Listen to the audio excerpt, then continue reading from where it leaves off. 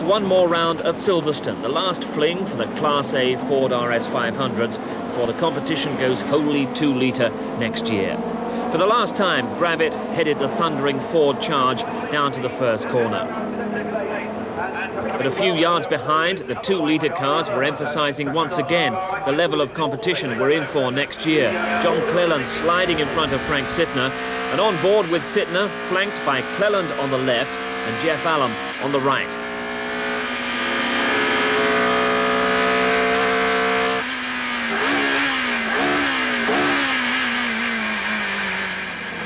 Frantic action around Maggots and Beckett's, from which the bold Cleland, going outrageously wide, emerges the worst. And it only took the length of the club straight to be back up with Sittner and Allam, and then the door banging started all over again around Brooklands and Bridge Bend.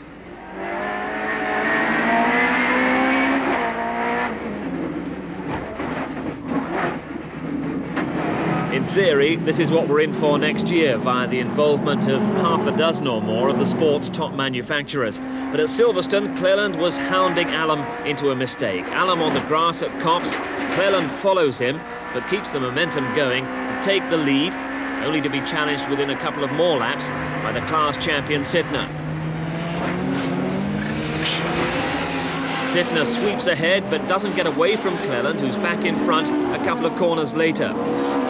Two fierce rivals from the past season. They almost came to blows after the Birmingham round, and they have a great respect for each other. And Sittner mounted a final challenge on the last few corners of the championship. I had a go on the last lap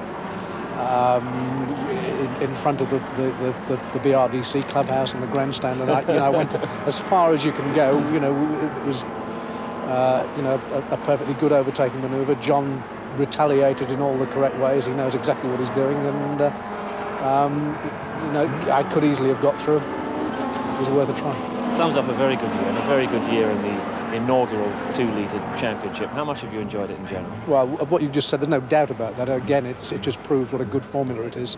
It's been fantastically enjoyable. It was really very frustrating. Now, I'd just like to go back out there and run that race all over again. That's how exciting it is. That's the future, but the Ford Sierras were also showing how exciting they could be in their final Class A championship appearance. This is Tim Harvey and Graham Good fiercely contesting third place. Side by side they battled it out. Contact that would rip out Harvey's tyre valve and give Graham Good his top 3 finish. But at this point it's Harvey in front, heading for a puncture and a pit stop.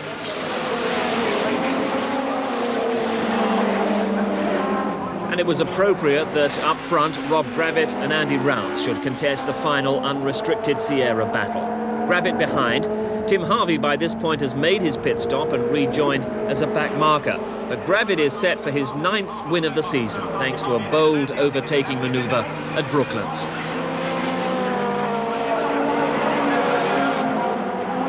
Outstanding championship success for Gravett and his Trackstar team, plagued by a shortage of backing for much of the season, but never suffering from a shortage of determination.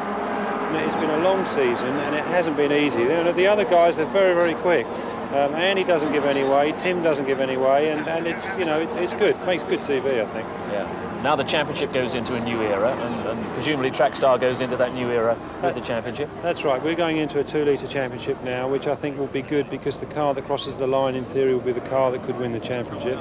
We're looking at a number of manufacturers now, and by the end of this month, hopefully, we'll have come up with a manufacturer that we think that can win, and then we have to go into a fairly large, intensive development programme. But hopefully, for March next year, then we'll be back with a competitive car. I want to be at the front if I can.